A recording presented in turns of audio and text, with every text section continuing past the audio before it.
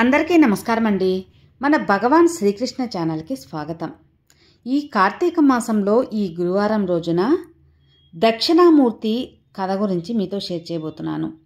దక్షిణామూర్తి అంటే శివుని యొక్క స్వరూపాలలో ఒకరు. మనం శైవాగమనాన్ని అనుసరించి శివరూపాన్ని 3 భాగాలుగా విభజించవచ్చు. అందులో మొదటిది ఉగ్ర రూపంలో ఉంటుంది. ఆ స్వరూపం అందరూ ఆరాధించలేరు.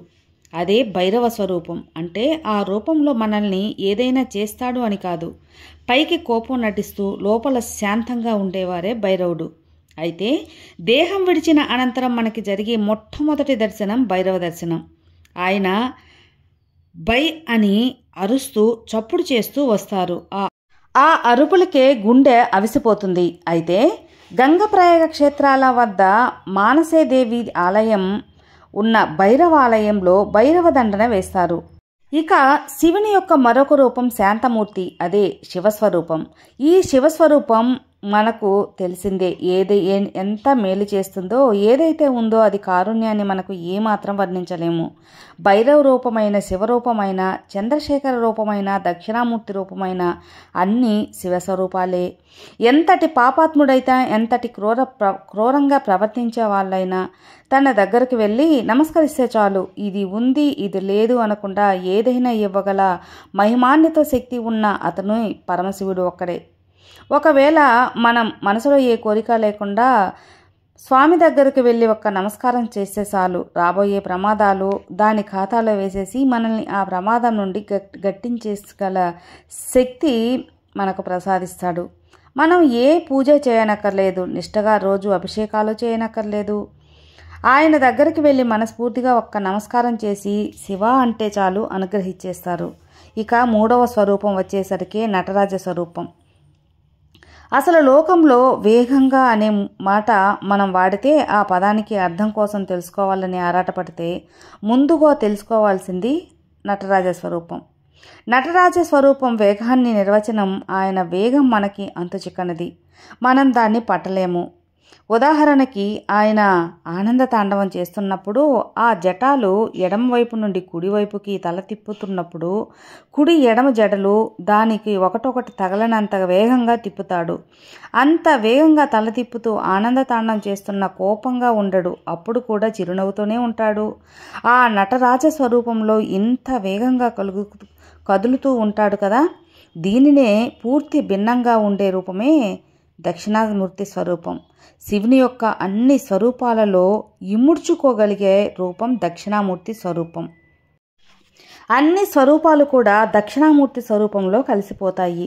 అలా ఇమిడిపోయాయి అని చెప్పడానికి మనకు కుడివైపు ఉన్న చెవికి కర్ణాభరణం, కింద నాగాభరణం ఉంటుంది. ఎడమ చెవికి వజ్రంతో కూడుకున్న కర్ణాభరణం కూడా ఉంటుంది. వామభాగం అమ్మవారు ఉంటారు కదా, అదే నిద్రావస్థలో ఉంటుంది. దక్షిణామూర్తి స్వరూపంలో ఉన్నప్పుడు శివుడు. ఉదాహరణకు చెప్పాలంటే మనలో సుఖం, దుఃఖం, ఆనందం, సంతోషం ఇలాంటి భావాలు అన్నీ ఉంటాయి. కానీ ఏది ఎప్పుడు బయటికి రావాలో అది మాత్రమే అప్పుడే బయటకు వస్తుంది. అంటే ఇవన్నీ మన లోపల అణిగి ఉన్నాయి. అలాగే అమ్మవారు కూడా ఆయనలో లీనమై ఉంటారు. ఎప్పుడో సృష్టి చేసిన సమయానికి సృష్టిలో శక్తి బయటికి నుంచి సృష్టి ఆవిర్భావానికి కారణమవుతుంది. దక్షిణామూర్తి స్వరూపాన్ని, ఆయన స్వరూపాన్ని మనం తెలుసుకోవాలి అనుకున్నప్పుడు కాస్తైనా మనకి ఆయన బాహ్య రూపం తెలుసుకోగలిగిన జ్ఞానం కూడా ఉండాలి కదా. కంటికి కనిపించలేదని దేవుడు లేడు అని అనకూడదు. పువ్వులలో మకరందం ఉంటుందని అదేనని తీసుకువెళ్ళి నువ్వు ఏదో పెట్టుకొని దాచుకొని ఎవరు చెప్పారు, ఎవరు చెప్పలేదు కదా. వర్షాకాలం వస్తే తినడానికి తిండి తెచ్చుకోవటానికి ఇబ్బంది అవుతుంది. కాబట్టి ముందే మనం ఆహారాన్ని సమకూర్చుకొని ఎవరైనా చెప్తారా, ఎవరు చెప్పలేదు కదా. దేనికి ఏ జ్ఞానం పెట్టాలో ఆ జ్ఞానాన్ని పెట్టి తమ కనపడకుండా ఈ సృష్టిని నడిపించేవాడే పరమేశ్వరుడు. ఎవరైనా అతిథి ఇంటికి వచ్చినప్పుడు చూసినప్పుడు ఆ ఇంట్లో ఇల్లంతా శుభ్రం చేసి అత్తమామలు ప్రశాంతంగా కూర్చుకొని కబుర్లు ఆడుకుంటూ పిల్లలు కడుపు నిండా తిని ఆడుకుంటూ ఆ ఇంట్లో ఆయన ఆవిడ వండి పెట్టిన ప్రసాదాన్ని తీసుకువెళ్ళి దేవునికి నైవేద్యం పెట్టి ఆయన పనులు ఆయన వెళ్ళినప్పుడు, అలాంటి ఇంటికి మనం వెళ్ళినప్పుడు మనసు చాలా ఆహ్లాదంగా ప్రశాంతంగా అనిపిస్తూ ఉంటుంది. వెంటనే ఆ ఇంటి ఇల్లాలు ఎవరు అని అడగకపోయినా, అందుకే అంటారు ఇంటిని చూసి ఇల్లాలను చూడండి అని. ఆ సామెత మనకు గుర్తొచ్చేలా చేస్తుంది.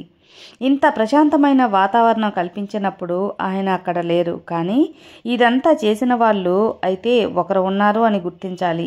అయితే ఈ సృష్టి మొత్తం ముందుగా నడిపించేది పరబ్రహ్మ పరమేశ్వరుడు. ఆయనే దక్షిణామూర్తి. కంటికి మనం అటు ఇటు చూడం, ఊపిరి పీల్చుకొని వదులుకొని ముక్కికి చెప్పం కదా. మన లోపల ఉన్న ఆత్మ చైతన్యం వల్ల జ్ఞానేంద్రియాలు అన్నీ ఒకటిగా కలిసి పనిచేస్తూ ఉంటాయి. దేని పని దానికి మరొకటి చెప్పదు. ఇది ఇలా దేని పని అది సక్రమంగా నిర్వర్తించలేకపోవచ్చు. మన శరీరంలోని భాగాలన్నీ అమర్చినవాడు ఒకడు ఉన్నాడు. సూర్యుడు అస్తమించగానే చంద్రోదయం అవ్వాలని ఎవరో చెప్తే అవదు కదా. అలాగే మనల్ని సకల చరాచర సృష్టిని ఇంతకు ముందు నడిపించేవాడు ఎవడు అని చూడాలి అనిపిస్తే దానికి ఒక రూపాన్ని ఇస్తే ఆ రూపమే దక్షిణామూర్తి అవుతుంది.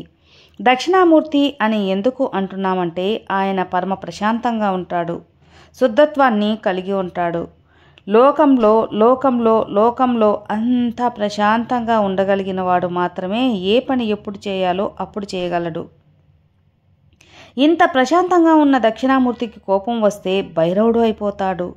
కారుణ్యం కలిగితే శివరూపంలా కనిపిస్తాడు. జ్ఞానాన్ని ప్రసాదించాలి అంటే మౌనం వాక్యంగా దక్షిణామూర్తిలా కనిపిస్తారు. దక్షిణామూర్తి స్వరూపం పరమశాంతమూర్తిగా కనిపిస్తుంది. అసలు ఈ శాంతి అనేది ఒక మనిషికి ఎప్పుడు అలవడుతుంది అంటే మనసులో శాంతభావం లేకుండా పైకి ఎంత నటించినా అది ముఖ వచస్సులో తెలిసిపోతుంది. కానీ దక్షిణామూర్తి స్వరూపాన్ని ఒక్క క్షణం మనం మనసులో నిమిత్తం చేసుకొని ఒక చోట స్థిరంగా ఉంచుకొని అతని రూపాన్ని చూస్తే చాలు, అతనిలో ఉన్న ప్రశాంతత మనకు ఎంతో కొంత అవగతమవుతుంది. కాబట్టి మనిషికి ఆత్మసంతృప్తి అనేది చాలా ముఖ్యం. దక్షిణామూర్తి స్వరూపంపై కాదు, అన్ని రకాల స్వరూపాలను తనలో ఇముడ్చుకొని చాలా ప్రశాంతంగా శుద్ధంగా కనిపిస్తారు. ఉదాహరణకు కొంతమంది ఎదుటి వాళ్ళని అన్నం పెట్టడంలో చాలా సంతృప్తి కలుగుతుంది. అయితే ఆ పుచ్చుకునేవాడు ఇచ్చేవాడు ఏం పొందాడు అనేది అనవసరం. తన ఆకలి తీరిందా లేదా అంతవరకు మాత్రమే చూస్తాడు. ఇచ్చినవాడు ఆశించాడు, ఒకవేళ ఆలోచించినా పట్టకపోవచ్చు. కానీ ఈ అన్నం పెట్టిన వాడికి నాకు ఏమీ వద్దురా స్వామి, దేవుడు నాకు కాస్త ఇస్తాడు, నేను వీళ్ళకి అన్నం పెట్టి సంతృప్తి పొందుతాను అన్న ఆలోచనలో ఉంటాడు. ఆ సంతృప్తి అనేది మనిషికి చాలా ముఖ్యం. మరొకటి, కొంతమంది ఎవరితోనైనా మాట్లాడేటప్పుడు పక్కన ఉన్న ఆకులకి వెళ్ళడం లేదా ఏదో ఒక దానిపైన హింస పెడుతూ ఏదో మాట్లాడుతూ ఉంటారు. ప్రకృతిలో వికృతి చేష్టలు చేస్తూ సంభావిస్తూ ఉంటారు. ఎందుకు అలాంటి చేష్టలు చేయడం వల్ల ఎవరికీ కాదు కదా, వాడికి కూడా ఉపయోగం ఉండదు. దక్షిణామూర్తి స్వరూపం కూడా అలాంటిదే. ప్రశాంత చిత్తంతో ఏమీ చేయడు, అలా కూర్చుని మనకు దర్శనమిస్తూ ఉంటారు. అందుకే అంటారు, దక్షిణామూర్తి కోసం ఒక 10 నిమిషాలు అలా ధ్యానంలో అతన్ని చూడగలిగితే చాలు, నీకు ఉపకారం చేసేది ఏదైనా ఉంది అంటే అది మీకు తప్పకుండా దొరుకుతుంది అని. ఇకపోతే శైవగామనంలో ఏమి చెప్పిందంటే దక్షిణామూర్తిని దక్షిణం వైపు ఉన్న గోడలో పెట్టమని చెప్పింది. అది ధ్యాన మండపం అయితేనే మూర్తిని బయట పెట్టాలి లేదా గోడలోనే పెట్టాలి. ఇలా దక్షిణ గోడలో ఉండటం అంతరార్థం ఏంటి అంటే ఆయన దక్షిణం వైపు ఉన్న గోడల్లో ఉండటం వల్ల మనం దక్షిణానికి అభిముఖంగా కూర్చోవచ్చు. ఎప్పుడైనా దైవ దర్శనం చేసుకున్నప్పుడు ఆ స్వరూపాన్ని ఎదురుగా నిల్చుకొని నమస్కారం చేయకూడదు, మనం తట్టుకోలేము. అయితే ఇలా గోడలో దక్షిణామూర్తి స్వరూపాన్ని పెట్టడం వల్ల ఎదురుగుండా కూర్చోవచ్చు. ఎందుకంటే ఆయన గోడలో ఉన్నాడు కాబట్టి పెద్ద ఇబ్బంది కూడా ఏమీ రాదు. అలా కూర్చోవడం వల్ల మనకు ఏం వస్తుంది అని అడిగితే ఒక మాట మాత్రం చెప్పగలం, మనం దేని దగ్గర అయితే కూర్చున్నామో ఆ లక్షణం మనకు వచ్చేస్తుంది. ఎప్పుడైనా శివాలయంలో దక్షిణామూర్తి దగ్గరికి వెళ్ళినప్పుడు ప్రదక్షిణలు చేసి నమస్కారం చేసి వెళ్ళిపోకూడదు. శివాలయ దర్శన విధి తెలిసినవాడు ఎవరైనా సరే దక్షిణామూర్తి దగ్గరకు వెళ్ళినప్పుడు దక్షిణం దగ్గర ఒక 5 నిమిషాలు కూర్చోవాలి. చాలామంది దక్షిణామూర్తి అదొక అవతారం లాగా అనుకుంటారు. కానీ దక్షిణామూర్తి అనేది అవతారం కాదు, ఒక మూలస్థానం. మిగిలిన స్వరూపాలను తనలో నుంచి ఆవిర్భవించాయి. ఆ దక్షిణామూర్తిలో ఉన్న భావోద్వేగాల కోపం ఉన్నప్పుడు భైరవునిలాగా, కారుణ్యంలో ఉన్నప్పుడు శివస్వరూపంలాగా ఇలా రకరకాలుగా మనకు దర్శనమిస్తూ ఉంటారు. మనకు సులువుగా అర్థం కావాలంటే ఒకటే గుర్తండి. విపరీతంతో కోపంగా ఉన్నవాడి దగ్గరకు వెళ్ళి మనం వానికి శాంతిపరచాలనుకుంటే అతను మాట్లాడే మాట తీరు చూసి మనకు కూడా కోపం వస్తుంది. ఎవరైనా మంచి పాట పాడుతున్నప్పుడు మనకు కూడా వస్తే ఆ పాట మనలో మనమే పాడుకుంటూ ఉంటాం. అలాగే ప్రశాంతంగా ఉన్నవాళ్ళ దగ్గరికి వెళ్ళి మనం కూర్చున్నప్పుడు మనకే తెలియకుండా మనం ఆ ప్రశాంతతలోగా ఉన్నట్లు భావిస్తాం. అందుకే దక్షిణామూర్తి సన్నిధిలో ధ్యానంలోనే కూర్చోవాలి. అలా ఆయన ముందు ధ్యానంలో కూర్చున్నప్పుడు మీకు కలిగే ఉపకారం ఏమిటంటే, మనకు తెలియకుండానే మనలో ఉన్న భావోద్వేగాలు వాటంతట అవే పోయి అంటే లోపలే ఆగిపోతాయి. ఇలాంటి స్థితి వల్ల మనల్ని మనం ఉద్ధరించుకోవడానికి కావలసిన జ్ఞానం మనకు దొరుకుతుంది. అంతేకాకుండా అనేక రకాల ఆరోగ్య సమస్యలు కూడా తీరిపోతాయి. ఎందుకంటే ప్రశాంత చిత్తంలో, ప్రశాంత మనసులో ఉన్న వారికి ఎటువంటి అనారోగ్యం దరిచేరదు. అంత ప్రశాంత వాతావరణంలో ఉన్న మనిషికి వచ్చే ఆలోచనలు కూడా సద్బుద్ధితో కలిగి ఉండాలి. అందుకే మన పెద్దలు అంటూ ఉంటారు కదా, చాలా చోట్ల మనం వినే ఉంటాం కూడా, దైవిక జ్ఞానం కలిగిన వాడు ఎప్పుడూ మాట్లాడుతూనే ఉంటాడు. వేదాలు చదవనక్కర్లేదు, పూజా పునస్కారాలు చేయనక్కర్లేదు, తీర్థయాత్రలకు వెళ్ళనక్కర్లేదు. ఒక్క దక్షిణామూర్తిని 10 నిమిషాలు కేటాయించి ఆయనను చూస్తూ ఉంటే అతను చేయవలసింది అతను తప్పకుండా చేస్తారు అని చెప్తారు. అంత మంగళప్రదమైన మూర్తి గనుక ప్రతి ఒక్క ఇంట్లో దక్షిణామూర్తి ఫోటో ఒక్కటైనా ఉండాలి. ఈ సమస్త సృష్టిలో కొన్ని కోట్ల జీవరాశులు జీవిస్తున్నాయి. అయితే అందులో మానవునికి మాత్రం ఉన్న అదృష్టం ఏంటో తెలుసా? ముక్తిని పొందడం. సద్బుద్ధితో ఆ శివుణ్ణి ముక్తిని ప్రసాదించమని కోరుకోవటం, దానికి తగ్గట్టు జీవించటం. సృష్టిలో ఒక మనిషిని బాగు చేయాలన్నా, వాడిని పాడు చేయాలన్నా ఒకే ఒక్క దానికి అసాధ్యమవుతుంది. అది కుతూహలం, తెలుసుకోవాలనే కోరిక. ఏ వయసులో ఏది చేయాలని తెలుసుకోవడం ఒక మనిషి కర్తవ్యం. కానీ అంతకు మించి తహతహలాడడం అనేది వ్యసనంగా, అదే కుతూహలం కూడా అనవచ్చు.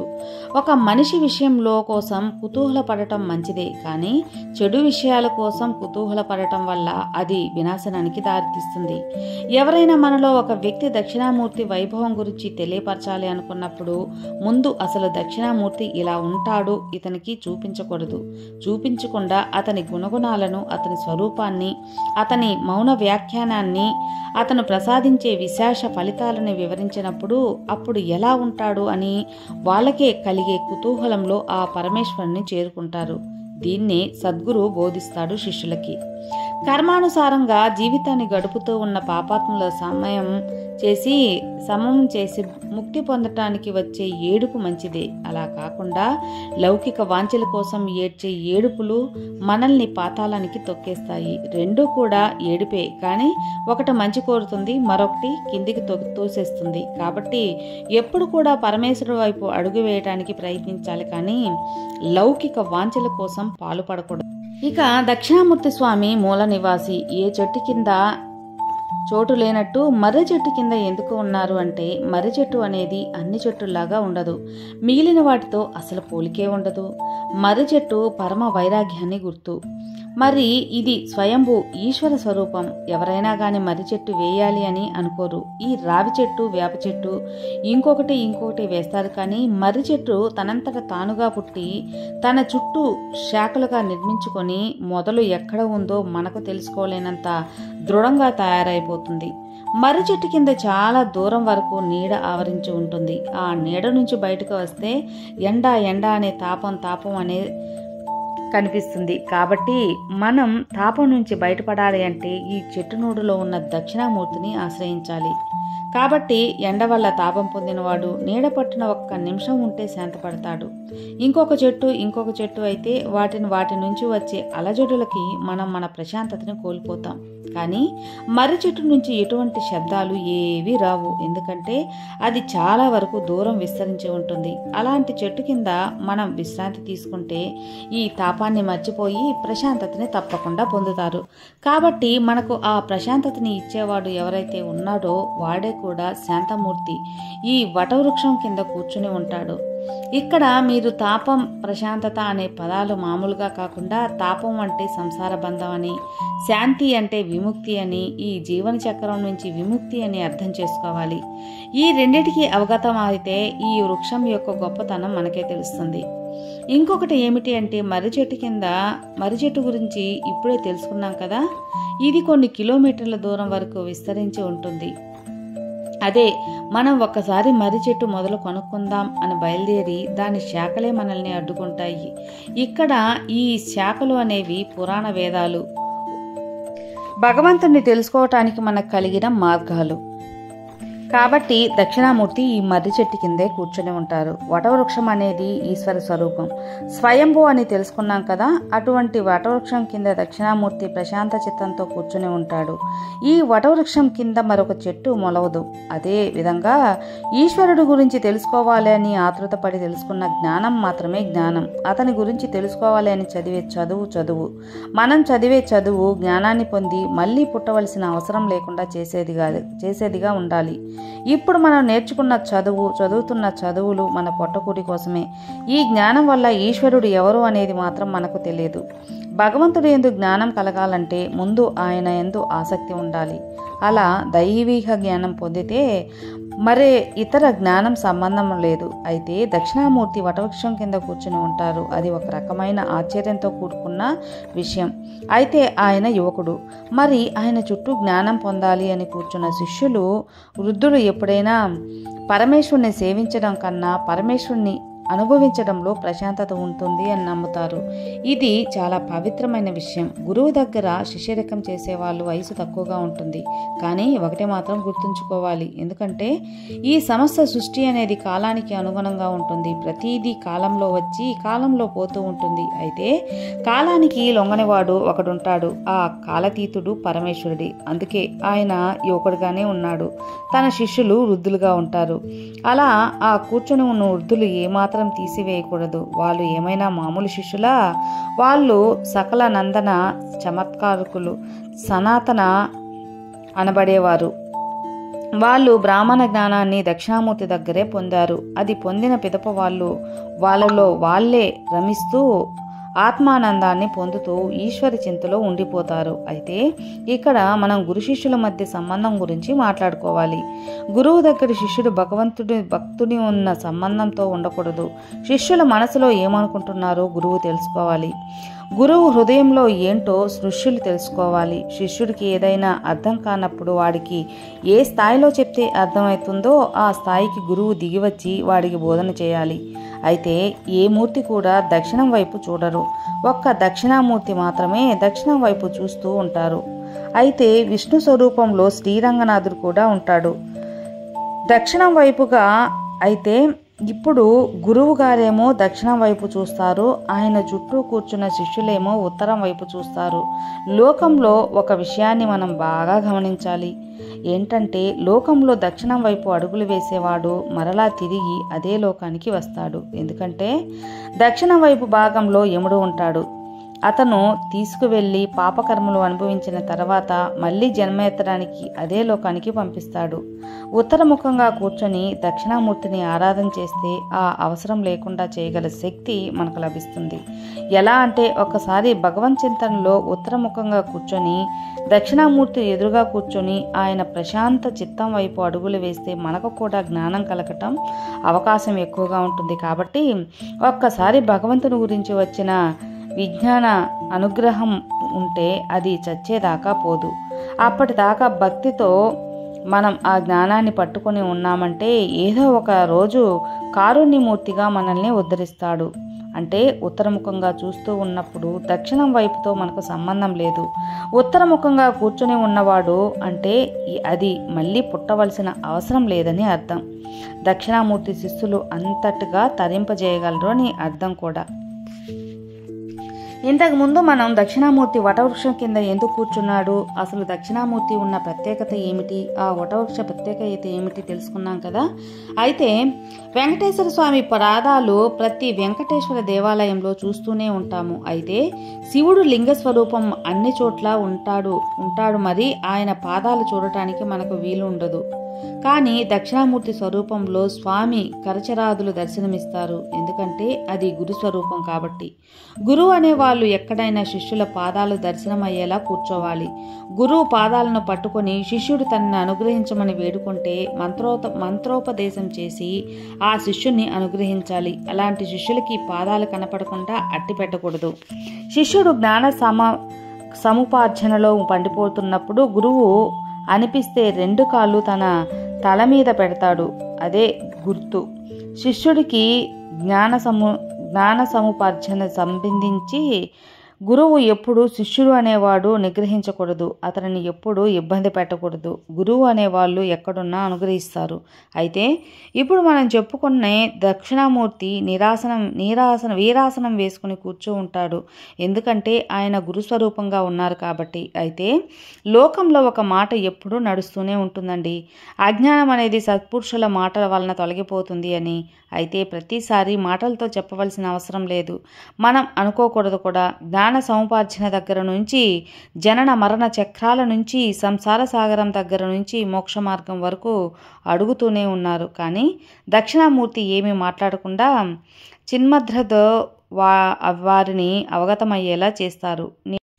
దక్షిణామూర్తి స్వరూపాన్ని రోజుల్లో 10 నిమిషాలైనా అలా చూస్తూ ఉండండి, ఏమీ మాట్లాడకుండా. మనకు మనమే ఏమీ చెప్పనవసరం లేదు. ఆయన్ను చూస్తూ నమస్కారం చేయండి. మన జీవితం ఉపకారం ఎలా చేస్తుందో, ఎలా కోరికలు తీరుతాయో, శాశ్వత సుఖాన్ని ఎలా అందిస్తారో, చివరికి మోక్షం కూడా ప్రసాదించగల శక్తి దక్షిణామూర్తికి ఉంది. అయితే చాలామందికి గ్రహదోషాలు, ఇలా రకరకాల సమస్యలతో బాధపడుతూ ఉంటాం. అయితే ఒక్క దక్షిణామూర్తి సూత్రాన్ని నిత్యం చదవటం వల్ల గృహంలో శాంతి పరుస్తుంది. ఈ గురుగ్రహం శాంతించడం అంటే దానిని పట్టు పెరగడం. గురుగ్రహం పట్టు పెరిగితే మిగిలిన గ్రహాలన్నిటికీ శక్తి తగ్గుతుంది. శంకర భగవత్పాదులు ఒక సూత సహిత 18 సార్లు చదివితే దక్షిణామూర్తి క్షేత్రం మనకు ఇస్తారు. అన్నిసార్లు అయినా ఏ పుస్తకాన్ని చదవలేదు. శంకర భగవానులు రాసిన మిగిలిన సూత్రాలు అన్నీ ఒక ఎత్తైతే దక్షిణామూర్తి సూత్రం మాత్రం మరొక ఎత్తు. దక్షిణామూర్తి స్వరూపంలో ఈశ్వరుడు చిరునవ్వుతో ఉంటాడు. అయితే ఈ స్వరూపంలో శివుడు సృష్టి స్థితిలయకు చేయడం మనను చూడవచ్చు. అయితే మామూలుగా సృష్టికి, బ్రహ్మ స్థితికి, విష్ణువు ఆలయానికి శివస్వరూపాలుగా కనిపించేది ఈశ్వరుడు. ఈ 3 ఒకే మూర్తిలో కనిపించటం అనేది అరుదైన విషయం. డమరకంతో సృష్టి చేస్తూ, చిరునవ్వుతో స్థితిని చేస్తూ, అగ్నిహోత్రంతో లయం చేస్తూ, డమరకంతో సృష్టికి సంకేతం భావిస్తారు. ఎందుకంటే ఈశ్వరుడు ఈ సృష్టిలో దేనికి ఏది ఇస్తే జీవితాన్ని ఉద్ధరించుకోగలరో అలా అన్నిటినీ అమరిక చేస్తాడు. డమరకం శబ్దం చేస్తుంది. ధ్వనికి శబ్దం చాలా తేడా ఉంటుంది. అర్థవంతంగా ఉంటే అది శబ్దం, అర్థహీనంగా ఉంటే అది ధ్వని. ఇప్పుడు డమరకాన్ని మోగిస్తూ సృష్టి చేస్తూ ఉంటాడు. ఆడవారు కానీ చుట్టుకొని నిటారుగా ఉన్న పాము తమ శరీరంకున్న కుండలిని శక్తిని జాగృతం చేయటానికి సంకేతం. సృష్టి చేయడంలో దేనిని ఏది ఇవ్వాలి, దేనికి ఏది ఇవ్వకూడదనే సృష్టికరమైన పరిజ్ఞానంతో వేదానికి తగ్గట్టు సృష్టిని చేస్తాడు. మనం ఒక పని చేసినప్పుడు అందులో ఎంత కాదన్నా ఏదో ఒక చిన్న పొరపాటైనా జరుగుతూ ఉంటుంది. కానీ ఈ సృష్టిలో అలా ఉండదు. కొన్ని కోట్ల జీవరాశులు సృష్టించినప్పటికీ ఒకదాని విధానాన్ని మరొక దానాన్ని పెట్టకూడదు. అందుకే ఆయన ఈశ్వరుడు అయ్యాడు. కాబట్టి డమరుకంలో సృష్టి చేస్తాడు. అయితే ఆయన చేతిలో అక్షమాల కూడా ఉంటుంది. అక్షరమాల కుడి చేతిలో ఉంటుంది. అన్నీ చదివినవాడు తరించిపోతాడు అని చెప్పడం అసాధ్యం. ఏది ఎంతవరకు చదవాలో తెలుసుండాలి. దేనినైనా ఒక దాని మీద పట్టు సాధించాలి అంటే ఏదో ఒక దాన్ని మాత్రమే పట్టుకోవాలి. సాధన అనేది చేయగా సిద్ధిస్తుంది. ఉదాహరణకు ఒక ఓం శివనామం జీవితాంతం దాన్ని పట్టుకుంటే నువ్వు తరించిపోవచ్చు. ఒక రామనామం, ఒక శక్తి దేవీనామం, ఇలా ఏదైనా ఒక దాన్ని పట్టుకోవాలి. ఎందుకంటే ముందు ఇవన్నీ ఒకటి అన్న ఆలోచన ఉండాలి. ఒకటే అయినప్పుడు ఒకదాన్ని పట్టుకోవాలి. ఇన్నిగా చూసి ఇన్నిగా కనపడుతున్నాయి. వాస్తవానికి ఇవన్నీ ఒకటే స్వరూపం. ఒకదాని నుంచి ఇవన్నీ వచ్చాయి కాబట్టి ఒక్కదాన్నే పట్టుకోవాలి అని అర్థం. మనం చిన్నపిల్లలుగా ఉన్నప్పుడు వాళ్ళ నీడలు వాళ్ళే చూసుకుని భయపడుతూ ఉంటారు. అలా నీడను చూసి భయపడుతున్నామని వాళ్ళకి ఒక దెబ్బ కొట్టి నీడను చూసి భయపడతావా ఏంటి అని కోపగించుకోం కదా. వాళ్ళ అమాయకత్వాన్ని చూసి మురిసిపోతూ దగ్గరకు తీసుకుంటాం. అదే పిల్లవాడు కొంచెం పెద్దయిన తర్వాత చెడు ప్రవర్తనలో చెడుదారిలో వెళ్తుంటే ఎందుకు నాయనా అలా చేస్తావని చేయకురా అని మంచి మాటలతో చేయడం, మంచి పద్ధతిలో వేదం చెప్పినట్లు నడుచుకోవడం ఉత్తమం. తనకి మంచి మాటలు చెప్పి మార్చడానికి ప్రయత్నం చేస్తాం. వాడు వినకపోని తల్లిదండ్రులుగా వాళ్ళు చెప్పాల్సింది చెబుతూనే ఉంటారు. అలాగే ఈశ్వరుడు మనకు ఈ శరీరాన్ని ఇచ్చి మన పాపపుణ్యాలను కర్మలను అన్నిటినీ ఆత్మ ఉద్ధరణకు కృషి చేయమని, ఆత్మజ్ఞానం పొందమని, ఏది శాశ్వతమైనదో దాని గురించి తెలుసుకోమని, దానికోసం పరితపించమని, ధనుర్మాసంగా బతకమని మనకు ఈ మానవ జన్మని ఇస్తారు. ఇలా చాలామంది అలా బతకడం సంగతి పక్కన పెడితే ఈశ్వర్ని దూషించే స్థాయికి కూడా ఎదిగిపోతారు. ఆయన మంచి వాళ్ళని ఒకలా చెడ్డ వాళ్ళని ఒకలా చూడడు. ఆయన జగత్తుకే తండ్రి. తండ్రి అన్నవాడు కొడుకు, మంచివాడైనా చెడ్డవాడైనా ఇద్దరు కొడుకులను సమానంగా చూడాలి. సమానంగా చూడటం కన్నా చెడ్డవాడి మీద కొంచెం మక్కువ ఎక్కువ ఉంటుంది. ఎంతైనా సరే తమ వైపు రాకుండా పాపకర్మల వైపు మొగ్గు చూపేవాడికి చివరికి శరీరం సంహరించలేని స్థితి వచ్చినప్పుడు కారుణ్యమూర్తిగా ఇందులో నుంచి తీసి మరొక శరీరంలో వేసి, ఎర్రనాన్న ఇప్పటికైనా పాపాలన్నీ వదిలేసి ఇక రుచి అయినా ధర్మబద్ధంగా బతికి విముక్తి పొందే మార్గం కోసం అన్వేషించరా. ఎందాక నేనొక్కడనే చెప్పను, నీ ప్రమేయం కూడా ఉండాలి కదా అని ఆయన స్థితి చేస్తాడు. దీన్నే స్థితి అంటారు. ఆయన మన కోసం చేసే ఈ పనులన్నిటినీ, అంటే పుట్టిన దగ్గర నుంచి చనిపోయేదాకా ఈ శరీరాన్ని మార్చుకునేది ఇదంతా ఆయన చిరునవ్వుతోనే చేస్తాడు. అందుకే ఆయన నవ్వు సృష్టి. ఎడమ చేతిలో అగ్నిహోత్రాన్ని పట్టుకుని ఉంటాడు. అగ్నిహోత్రం అనేది ప్రళయానికి గుర్తు. ప్రళయం అంటే ఉద్భుతంగా ఉగ్రంగా ఉండాలని ఏమీ లేదు. ప్రళయం అనేది చాలా రకాలుగా ఉంటుంది. మనం రోజు గడిపే జీవన విధానంలో కూడా ఉదయం లేసే సృష్టి కింద, ఉదయం సూర్యుడు ఉదయించిన దగ్గర నుంచి అస్తమించే వరకు జరిగేదంతా స్థితి కింద, రాత్రి పడుకొని వచ్చేదాకా ప్రళయం కింద, ఇలా ఒక్కొక్క రోజు కూడా వివరించవచ్చు. ప్రళయం అనేది మరొక రకంగా కూడా చెప్పవచ్చు. ఏంటి అంటే జీవుడు తను చేసిన పాపపుణ్య కర్మలను బట్టి శరీరాలను మార్చుకుంటూ ఉంటాడు. అయితే ఒక శరీరాన్ని దహించి వేసి మరొక శరీరాన్ని ఇవ్వటానికి కూడా ప్రళయమే. అయితే ఈ శరీరాల్లో మారవలసిన అవసరం లేకుండా జ్ఞానాన్ని ప్రసాదించే మోక్షం ఇవ్వటానికి కూడా ప్రళయమే అత్యంత ప్రళయం అంటారు. అగ్ని జ్ఞానాన్ని గుర్తు, అజ్ఞానానికి దహించి వేస్తుంది. అందుకే ఆయన ఎడమ చేతిలో అగ్ని పట్టుకుంటారు. దక్షిణామూర్తి చంద్రలేఖ ధరించి ఉంటారు. ఆ శుక్లపక్ష తదియ నాడు చంద్రరేఖ. అయితే ఆ చంద్రరేఖ జ్ఞానాన్ని, మోక్షాన్ని ఇచ్చి మళ్ళీ పుట్టవలసిన అవసరం లేకుండా చేయవలసిన వాడు. నేను ఆ రెండింటినీ ఇవ్వగల సమర్థత నాకు ఉంది. ఆయన మనకి దర్శనం మాత్రమే చేత చెప్పగలిగే సంకేతం అది. ఆయన ఇవ్వగలడు. అందుకే ఆయన చంద్రరేఖ ధరిస్తాడు. ఎడమవైపు కింద ఉన్న చేతులు పుస్తకాలు పట్టుకొని కుడివైపు చేత ఉన్న చిన్ముద్రతో ఉంటాడు. ఆయన కుడికాలు కింద అపస్మారుడు అనే రాక్షసుని తొక్కిపెట్టి ఉంటాడు. అసలు శివుడి కాలి కింద తొక్కి పెడితే అసలు ఉంటారా ఎవరైనా? కానీ అపస్మారుడు అనే రాక్షసుడు మాత్రం నవ్వుతూ ఉంటాడు. అది కూడా మళ్ళా దక్షిణామూర్తి వంక వైపు చూస్తూ. దక్షిణామూర్తి పాదం కింద అపస్మరుడు అనే రాక్షసుని నవ్వుతూ అతని వంక చూస్తూ ఉంటే మనం ఇంతకుముందే తెలుసుకున్నాం కదా. అయితే కుడివైపు కింద ఉన్న చేతికి చిన్ముద్ర ఉంటుంది. ఈ చిన్ముద్ర దక్షిణామూర్తి స్వరూపానికి ప్రాణం లాంటిది. చిన్ముద్ర అనేదాన్ని దుష్టశక్తులు భయపడుతూ ఉంటారు. ఆ చిన్ముద్ర ధరించిన మూర్తి రోజు నమస్కరిస్తే ఆ దుష్టశక్తులు మీ దరి చేరవు. ఎందుకంటే అన్ని ముద్రలోని శక్తి చిన్ముద్రలో ఉంటుంది కాబట్టి. మానవ శరీరంలో 2 రకాల శక్తులు ఉంటాయి. ఒకటి క్రియాశక్తి, 2 జ్ఞానశక్తి. అంటే కొన్ని పనులు జ్ఞానంతో జరుగుతూ ఉంటాయి. అందుకే పంచ ఇంద్రియాలు, జ్ఞానేంద్రియాలు మిగిలినవి క్రియాశక్తి కలిగినవి. అరచేతిలో బొటనవేలు కింద సామర్థ్యం మిగిలిన చేతి వేళ్లకు ఉండదు. అలాంటి బొటనవేలు మిగిలిన వాళ్లకు దూరంగా ఉంటుంది. అందుకే అది పరబ్రహ్మం. చూపుడు వేలు సంగతి ఏంటి అంటే చూపుడు వేలు దగ్గరగా ఉన్నవారికి సంకేతం, దూరంగా ఉన్నవారిని చూపించడానికి వాడతాం.